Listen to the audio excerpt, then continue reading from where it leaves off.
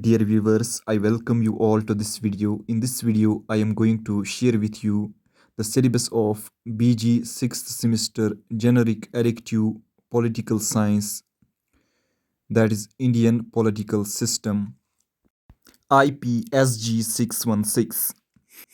In unit first, we have approach to study Indian politics, B, working of constituent assembly, preamble and its significance, C, fundamental rights and duties, directive principles of state policy. In unit second, we have A, union government, parliament composition and powers, B, union executive, prime minister and council of ministers, C, Supreme Court, composition, jurisdiction, judicial review.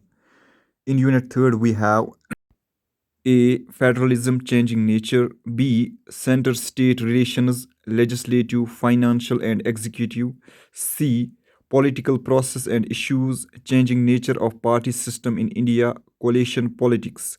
In unit 4, we have A, election commission of India, composition and functions, B, electoral reforms, C, party system.